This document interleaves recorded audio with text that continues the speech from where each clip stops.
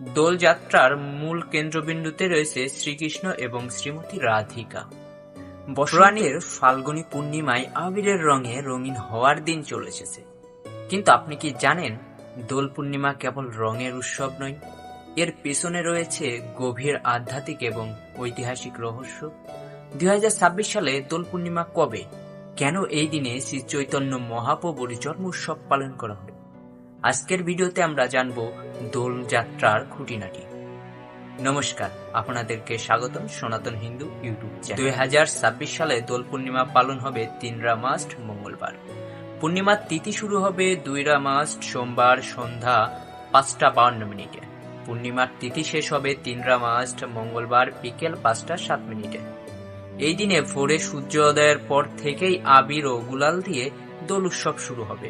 বিশেষ করে এবছর দোল পূর্ণিমার দিনেই একটি আংশিক চন্দ্রগ্রহণ হতে চলছে। দোল যাত্রার মূল কেন্দ্রবিন্দুতে রয়েছে শ্রীকৃষ্ণ এবং শ্রীমতী রাধিকা। পৌরাণিক কাহিনী অনুসারে ফাল্গুনী পূর্ণিমার এই দিনে ভগবান শ্রীকৃষ্ণ বৃন্দাবনে গোপিনীদের সাথে আবির ও পুষ্প দিয়ে দোল খেলেছিলেন। এই দিন রাধাকৃষ্ণের বিগ্রহকে দোল্লায় বসিয়ে আবির দিয়ে পূজা করা হয় এবং চারিদিকে হরিনাম সংকীর্তন করা হয়। এটি মূলত দিব্য প্রেমের বিজয়ের উৎসব। বাঙালি হিন্দুদের কাছে এই দিনটি আরও একটি বিশেষ কারণে গুরুত্বপূর্ণ। 1486 সালে এই পূর্ণিমা তিথিতেই নদিয়ার নবদ্বীপে আবির্ভূত হয়েছিলেন কলির পবন অবতার শ্রী চৈতন্য মহাপ্রভু। তাই এই দিনটি গৌর পূর্ণিমাও বলা হয়।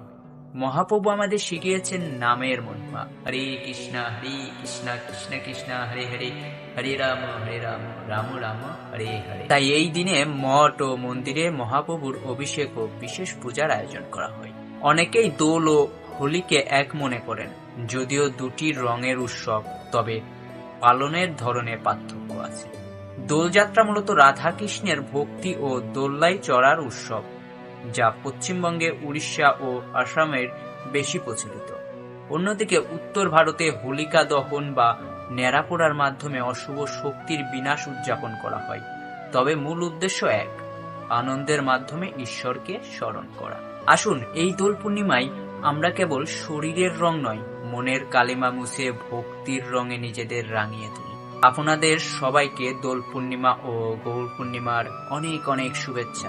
ভিডিওটি ভালো লাগলে লাইক ও শেয়ার করুন, আর আপনার এলাকায় দোল উৎসব কিভাবে পালন হয় তা কমেন্টে আমাদের জানান। হরে কৃষ্ণ, রাধে রাধে।